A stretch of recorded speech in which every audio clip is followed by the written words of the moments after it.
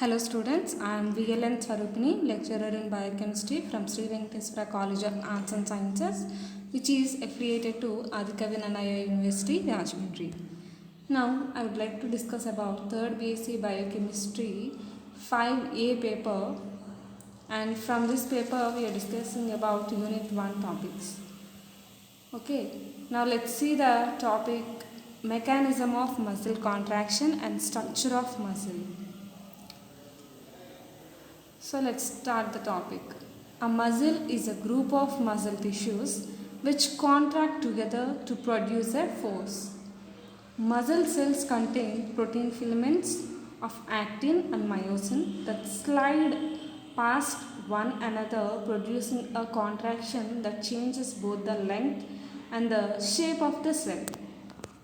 Here, muscle is a group of muscle tissues and these get contract together to produce a force. Okay, that means when we need to move our muscle, there should be a force, and by this to create this force there will be a contraction in these muscle tissues, and muscle cells contain protein filaments like actin and myosin.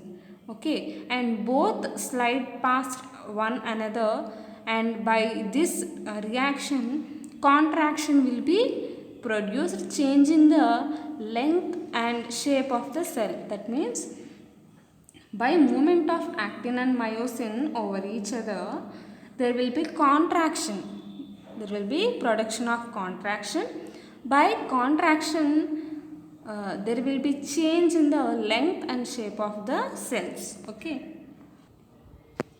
Muscles function to produce force and motion, and muscle tissue is a soft tissue, and there are 3 types of muscles in vertebrates. Okay, that means muscles are meant for the production of force and motion. That means by production of force there will be creation of motion in that particular muscle tissue, and these muscle tissues are soft tissues. Okay, and these soft tissues are again of 3 types: smooth muscle, skeletal muscle and cardiac muscle. Smooth muscle is related to the skin, skeletal muscle is related to the muscles which are related to the skeletal system, and cardiac muscles are nothing but the muscles related to the heart. Okay, now let's see about these 3 in detail. Smooth muscle, it is a involuntary muscle and found within the walls of organs and structures such as the esophagus, stomach, intestine, etc. Unlike skeletal muscle, smooth muscle is not under conscious control. It is a unstraighted muscle. This smooth muscle is an involuntary muscle, and we see this smooth muscles in the walls of the organs like esophagus, stomach, intestine. All the walls or the outer linings of these organs are made up of smooth muscles, and these skeletal muscles are not straighted muscles. That means these are not in straight constitution. These are unstraighted muscles. Now let's see about skeletal muscles. These skeletal muscles are voluntary muscles and straighted muscles. These are anchored by tendons to bone and is used to affect skeletal movement such as locomotion and in maintaining posture. That means these are voluntary muscles and straighted muscles. Okay, and these are anchored by tendons to bones. That means these are attached to bones with the help of tendons and used to affect skeletal movement and movements such as locomotion and maintaining posture. That means in the movement of the skeletal bones or any movement of any bone is supported with a skeletal muscle. Now let's see about cardiac muscle. This is a involuntary muscle and is found in the heart, and it is a striated muscle. That means it is the involuntary striated muscle which is found in the hand. So, to know more about these muscles, we should know about myofibril. This myofibril is the functional unit of muscle tissues. So, now let's see about these myofibrils. Myofibril is a component of the skeletal muscle, and these myofibrils are long filaments that run parallel to each other to form muscle fibers. Okay, as skeletal muscles are very necessary for the movement of the muscle, these myofibril is a component of the skeletal muscle, and it is long filamentous and run parallel to each other to form muscle fibers. That means each and every myofibril is placed one after the other as a bundle to form a myofibers. Okay, myofibrils are are found as a stalk, and we call them as myofibers. And these myofibers may be several centimeters in length, and the muscle fibers are single multinucleated cells that combine to form the muscle. That means these myofibrils are several centimeters in length, and the muscle fibers or the myofibers are single multinucleated cells. That means each myofiber consists of a multinucleated, that means these are multinucleated cells, and those are combined to form a muscle ultimately. And these myofibrils are made up of repeating subunits called sarcomeres. These sarcomeres are responsible for muscle contractions, and sarcomeres are the basic unit of myofibril. What happens here? Myofibrils are made up of repeating subunits called sarcomeres, which is the basic unit of myofibril, and these sarcomeres are responsible for the contraction, ultimately resulting in a movement in that particular tissue. Okay, now let's see about the structure of this myofibril. The filaments of myofibrils or myofilaments consist of two types, thin filament and thick filament. This thin filament consists primarily of the protein actin, and thick filament contains of myosin. That means thin filament is made up of actin protein and thick filament is made up of myosin protein. Okay, actin and myosin filaments each have a specific and constant length of few micrometers. Okay, that means generally is actin and myosin filaments, that means thick and thin filaments both are consist of a specific and constant length of few micrometers. Okay, and the filaments are organized into repeated units along the length of the myofibril, and these subunits are called sarcomeres. Okay, these actin and myosin filaments are organized into repeated subunits along the length of the myofibril, and these subunits with actin and myosin are called as sarcomeres. Okay, and because of the way the filaments are arranged, the myofibril appears to have dark and light bands, giving the muscle a striated appearance. Okay, that means these due to the arrangement of this actin and myosin sarcomere components on this myofilament, what happens? This myofibril appears to be dark and light. Dark means it is a thick filament. Light band means it is a thin filament. Okay, and the dark bands are known as A bands and consist of thick filament and some thin filaments. Okay, that means dark bands are called as A bands, and these are thick in nature. In some conditions these will be thin also.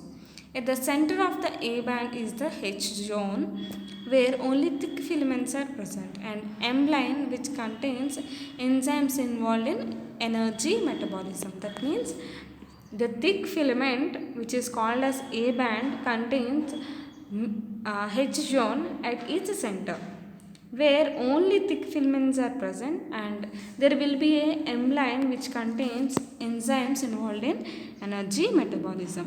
Okay. The light bands known as I bands are the regions containing the filaments only. Okay, that means here the only thin filament will be present and found between the A bands. If you see the diagram, you can get an idea. If you see the sarcomere,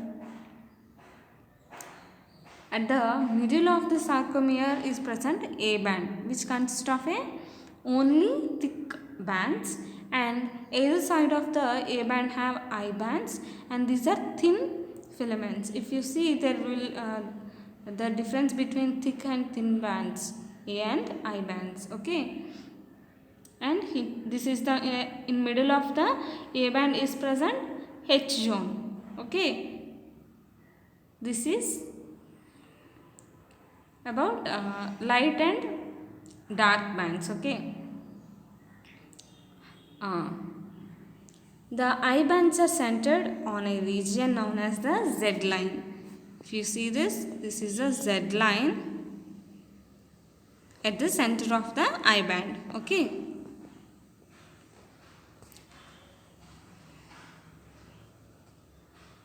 I band has a centered Z line and a disc made up of the protein A actin that anchors the thin actin filaments and act as a boundary between sarcomere and subunits. That means Z line is a disc and this is made up of protein A actin, and this is helpful for the attachment of the thick actin filaments and act as boundary between sarcomere subunits. Okay, if you see these diagrams, this is muscle bundle which is made up of different muscle fibers. Okay, and these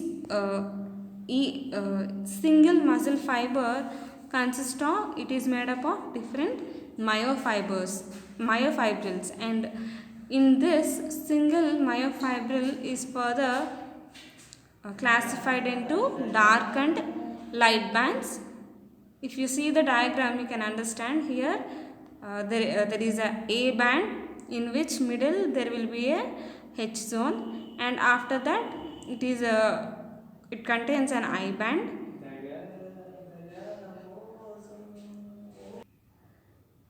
So this is how a myofibril is present, and it is made up of sarcomere subunits. Okay, now let's see about the mechanism of muscle contraction. Okay, contraction of an individual muscle fiber begins with signal, that is the neurotransmitter, from acetylcholine from the motor neuron. That means acetylcholine ACH, acetylcholine from the motor neuron will transfer the signal through this is a neurotransmitter motor signal, and by receiving this signal, this contraction will be started. Okay, this acetylcholine from motor neuron will give a neurotransmitter signal, and this will starts the contraction in every individual muscle fiber,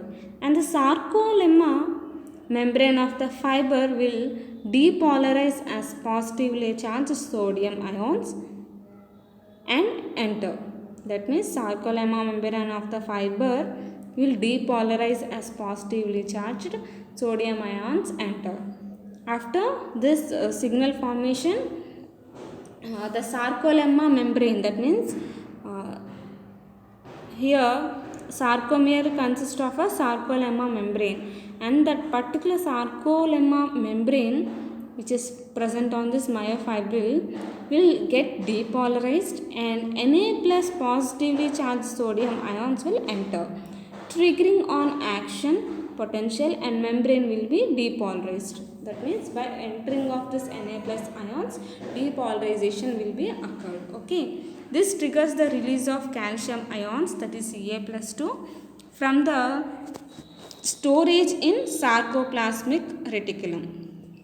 After the entry of this Na plus ions by depolarization, it will trigger the release of calcium ions Ca plus 2 from the storage in sarcoplasmic reticulum. And the Ca2 plus then initiates contraction, which is sustained by ATP. After depolarization by Na plus, next calcium ions are released, which are stored in the sarcoplasmic reticulum, and this Ca2 plus ions will initiate contraction with the help of ATP. As long as Ca2 plus ions remain in the sarcoplasm to bind to troponin, which keeps the actin binding site unshielded as long as ATP is available to drive the cross bridges cycling and the pulling of the actin strands by myosin, the muscle fiber will continue to shorter. Okay, if you see the diagram, you will get an idea. So this is how the arrangement of thin filament and thick filament will be seen with actin and myosin proteins. Okay. Now let's get back to the topic.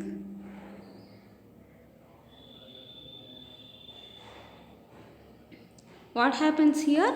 After release of calcium ions in the sarcoplasm, and by release of the Ca2 plus ions, sarcoplasm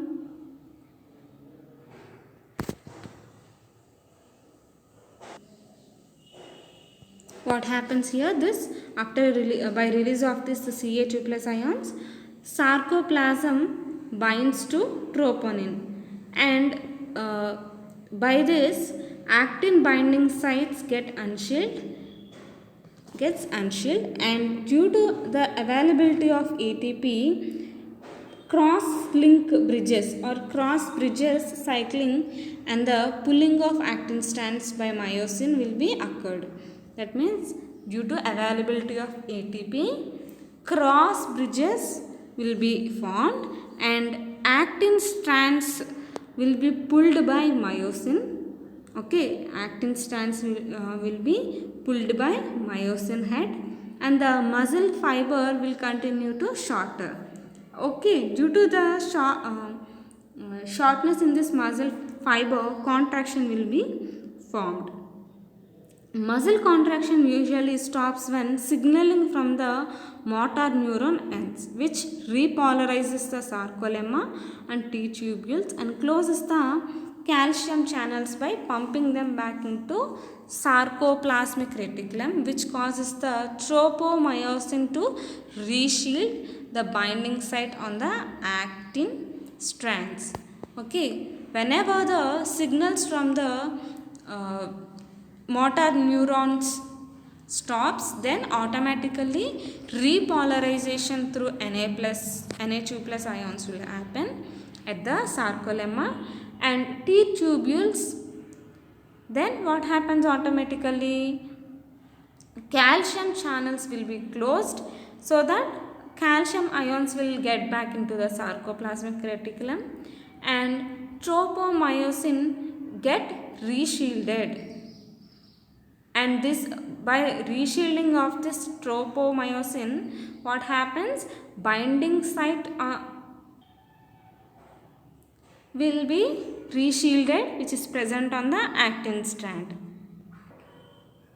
When signaled by a motor neuron, a skeletal muscle fiber contracts as the thin filaments are pulled and then slide past the thick filaments within the fiber sarcomeres. During the signaling or during the signals received by motor neuron, a skeletal muscle fiber contracts as the thin filaments are pulled and then slide past the thick filament within the fiber sarcomere. Here thin filaments are pulled and thick filaments will be passed from, they slide like, they move like a spring reaction, and then this fiber within the sarcomere to form a contraction. Let's see this mechanism stepwise. Firstly, tropomyosin, a protein which forms complex with troponin. Okay, firstly what happens?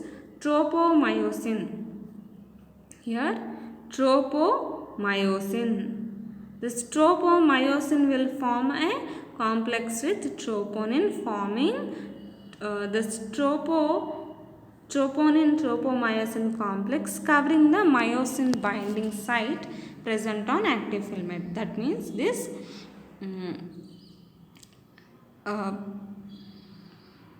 myosin should be bound to the actin filament. Okay, and by formation of this troponin-tropomyosin complex, it covers the myosin binding site. That means the site which is responsible for the binding of this myosin to actin, which is present on the actin filament, which is a thin filament. This binding site of myosin on active filament will be covered by this troponin-tropomyosin complex. By this covering, what happens? It will be preventing actin from binding to myosin. Okay, and troponin also has a binding site for calcium ions. In resting muscle, sarcolemma is in polarized state. That means Na2 plus ions will be present. Neuromuscular stimulus is received by attachment of axon and bulb, resulting in release of acetylcholine from the sarcolemma to T tubules.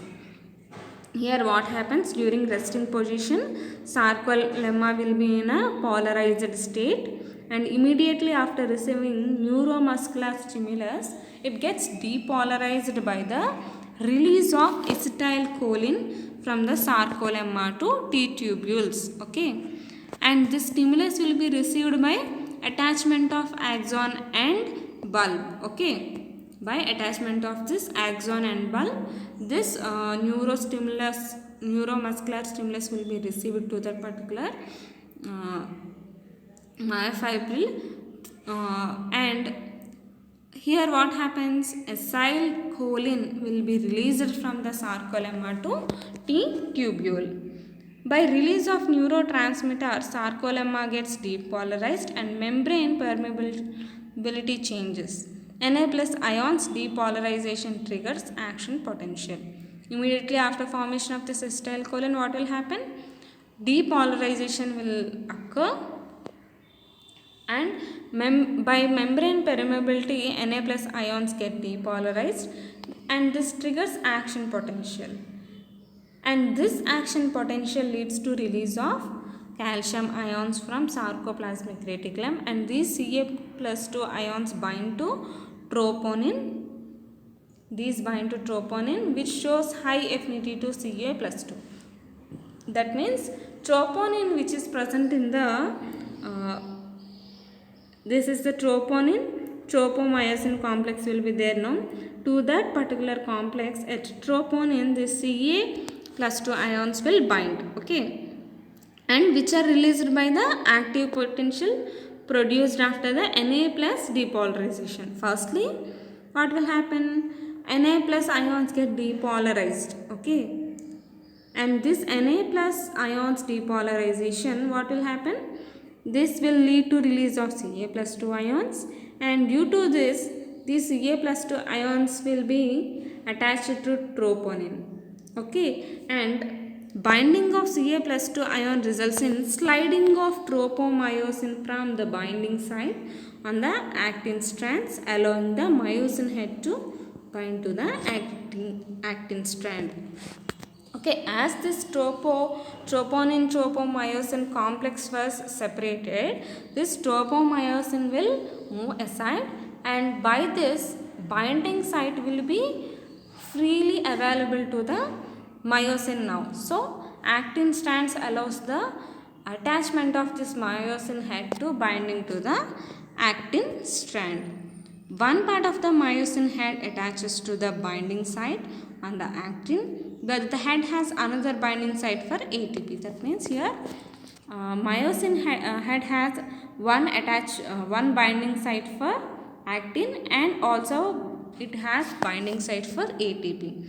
Attached ATP gets hydrolyzed to ADP and inorganic phosphate by the intrinsic ATPase activity of myosin in the presence of Mg2 plus ions. That means due to presence of this ATPase Mg2 plus ions, by the action of ATPase, this ATP is converted into ADP and inorganic phosphate. Okay, and this ATPase activity is shown on the myosin. And the energy released during ATP hydrolysis changes the angle of the myosin head. That means by the utilization of this ATP, and what happens, angle of the myosin head will be changed. The myosin head moves forward towards the M line, pulling the actin along with it. That means this myosin head will move towards M line, and along with it, it will pull the actin along with it. As actin is pulled, the filaments move approximately 10 millimeter towards the M line. That means by this contraction will be formed for 10 millimeter towards the M line. This movement is called power stroke. Okay, this movement is called power stroke. After the power stroke, ADP is released and formed cross bridge is still in place, and actin and myosin are bound together. Here after power stroke, what will happen? ADP is released and this cross bridge is still in place. Actin myosin are bound together. As long as ATP is available, cross bridge cycle of myosin and actin carries and muscle contraction continues. That means as long as ATP is available, cross bridging cycle of myosin and actin carries and muscle contraction continues. ATP is needed to keep skeletal muscle keep working. Okay, here there will be movement, there will be change in the movement of the myosin head. Okay, let's see these steps once again, stepwise mechanism. Firstly, tropomyosin get attached to the troponin, forming troponin tropomyosin complex. This is the first step. Okay, this is the first step. And after this, what happens? It will get, this is to prevent binding of myosin and actin filaments. Okay, this will bind at the actin site of the particular myosin, and it will prevent the binding of myosin to the actin. Okay, and this troponin is also have binding site for Ca+2, and this point is important. Why? Because after removal of tropomyosin, the Ca+2 will bind to it, and this will help the removal of tropomyosin and troponin from the actin binding site. Then myosin will bind to that. So first step for this is troponin binds to tropomyosin, forming a troponin tropomyosin complex. And after this, whenever there is a neuromuscular stimulus by axon and bulb to the sarcolemma, it will release acetylcholine from sarcolemma to T tubule. Okay, there will be attachment of troponin tropomyosin, and later whenever the signal comes, what happens? There will be release of acetylcholine, and by release of neurotransmitter, this acetylcholine will be released, and this acetylcholine release will depolarize the sarcolemma by release of Na plus ions, and this in return will release the Ca plus 2 ions, and these Ca plus 2 calcium ions will bind to the troponin. Okay, after binding of the Ca plus 2 ions to troponin, tropomyosin will move away from the binding site which is present on the actin for the attachment of myosin head. Okay, now what will happen, this myosin head will attach to the actin strand, and here this myosin will have another binding site for the ATP. That means it will utilize ATP for this reaction, and attached ATP gets hydrolyzed to ADP and PI, and after that what will happen, ATPase activity of myosin will be seen on this ATP for the formation of ADP and PI, and this happens in the presence of Mg2 plus ions, and finally this will lead to the change in the myosin head, and this myosin head will be moved towards M line along with actin. Okay, and by this there will be a formation of a power stroke for around 10 millimeter of this filament will be moved towards M line. Okay, and by this power stroke what will happen, there will be a cross bridge cycle of myosin and actin, and finally muscle contraction gets continued as long as ATP is supplied to that particular cross bridge cycle of myosin and actin. So this is how our muscle contraction is seen. Okay, please keep the material aside while hearing to this class. Thank you, students.